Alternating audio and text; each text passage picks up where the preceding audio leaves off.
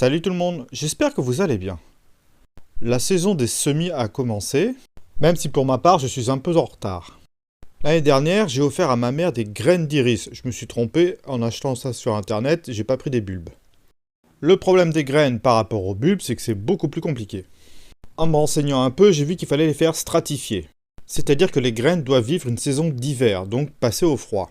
Si je m'étais pris plus tôt, j'aurais mis ça sur le balcon, dehors, ça aurait été beaucoup plus simple. Et du coup, pour imiter cette saison d'hiver, il va falloir que je les mette au frigo.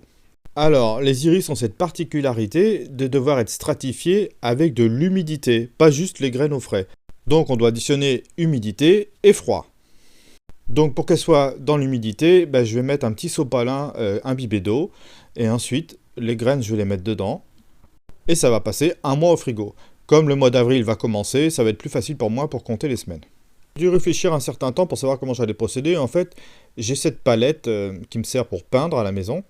Et comme pour l'instant je m'en sers pas, je me suis dit qu'elle va me servir pour faire des séparations, tout simplement. Donc du coup, j'écris les noms des graines sur les étiquettes, je vais coller les étiquettes sur le couvercle, et après avec une cellophane par-dessus, ça va passer au frigo.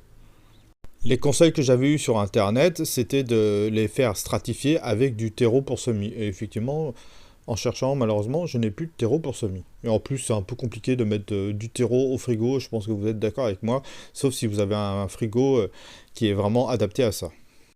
Donc moi, je suis pas pro, mon frigo il me sert pour mettre à manger, donc du coup, les graines, je préfère qu'il n'y ait pas trop de terre ou de terreau ou quoi que ce soit, donc pour moi, le sopalin, ça va parfait. Donc comme vous voyez, j'humidifie, je vérifie que tout soit bien, que ce soit bien plaqué au sol, enfin au sol, au fond de ma palette, et puis après je vais ouvrir paquet par paquet, voilà, et puis en même temps je colle les étiquettes à chaque fois pour suivre. Bon, est-ce que c'est vraiment important de savoir quelle variété c'est quand on a des iris dans le jardin? Voilà, on s'en fiche un peu de la variété en général, mais bon, pour l'instant je vais mettre les étiquettes comme ça. Donc comme vous avez compris l'idée, je vais accélérer la vidéo, ça ira plus vite. Et comme ça, nous allons à l'essentiel directement.